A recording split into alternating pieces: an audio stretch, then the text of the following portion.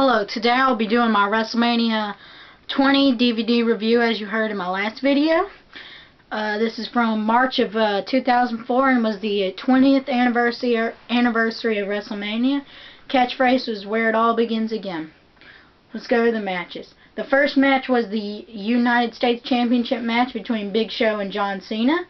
This was a pretty decent match to start off the pay-per-view with John Cena ending up winning the U.S. title by the way of an attitude adjustment. Second match was a fatal four-way match for the World Tag Team Championship between Rob Van Dam and Booker T versus the Dudley Boys versus Garrison Cade and Mark Jindrak versus La Resistance. This match was pretty interesting. Give it a 7.5 out of 10. With Booker T ending up hitting a scissor kick and Rob Van Dam doing a 5-star frog splash to retain the titles. Next match was controversy-filled Chris Jericho and Christian with Trish Stratus in Jericho's corner. This match was decent pace, just back and forth, and then Trish Stratus got in the corner and accidentally hit Jericho, letting Christian get the pin. And so Jericho went over there and she looked all apologetic, and then she slapped him twice and then went out with Christian. The next match was the 2-on-3 handicap match between the Rock and Sock Connection, Rock and Mankind versus Evolution, Ric Flair, Batista, and Randy Orton. This match was pretty interesting. It was the Rock's last WrestleMania before he went on to become a movie star. It was a pretty good match. Mankind back and forth with Randy Orton. But it was, Evolution ended up winning. It was disappointing seeing The Rock lose his final match at WrestleMania for a while. Then there was the first ever WWE Cruiserweight Championship Open.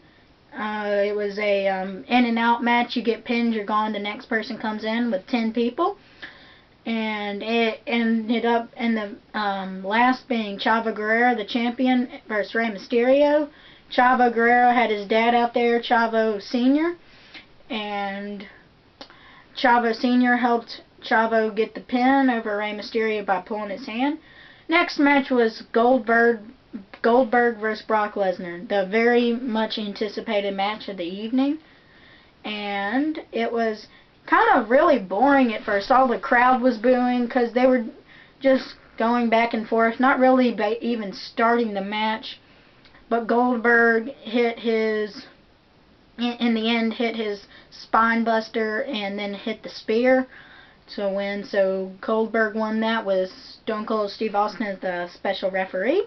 Next match was the fatal four-way match for the WWE Tag Team Championships between Scotty 2 Hotty and Rikishi versus the Acolyte Protection Agency versus the Basham Brothers versus the World's Greatest Tag Team. This match was basically exactly like the other fatal four-way match for the other Tag Team Championship. Wasn't much of a difference, with Scotty 2 Hotty and Rikishi also retaining the championships. The next match was the Women's Championship between Victoria and Molly Holly. This was a fun match to see because if Molly Holly lost the match, she'd have to get her head shaved bald. And, well, Victoria pinned Molly Holly, and Victoria strapped Molly in the chair and shaved her absolutely bald. It was a weird sight to see because I didn't think they would do it absolutely bald, but okay. Next match was the WWE Championship, Eddie Guerrero versus Kurt Angle. This was a very fast-paced match. Great match to watch. Eddie Guerrero getting out of 2 ankle locks, then acting like he was injured, and then got the pin on Angle to retain his WWE Championship. Next was Undertaker and Kane. This match was basically like almost every other Undertaker match. Great, and you knew Undertaker was going to win. You knew his streak wasn't going to die against Kane. Ended up hitting the tombstone for the win. And the very last match of the evening was the triple threat match for the World Heavyweight Championship between Shawn Michaels, Triple H, and Chris Benoit.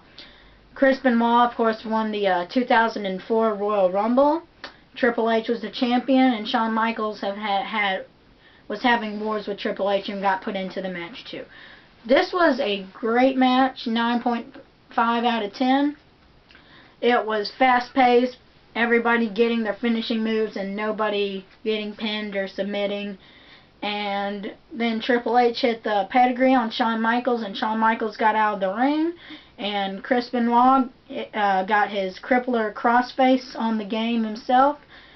And the game was rolling around trying to get it off and couldn't get it off, and finally submitted to the crippler crossface, and Chris Benoit winning his first and only world title before he died in 2007.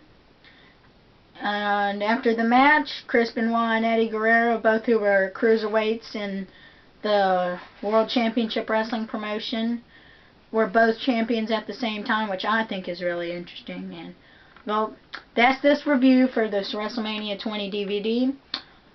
If you want any other reviews, just leave a comment below, and thank you for watching. Bye.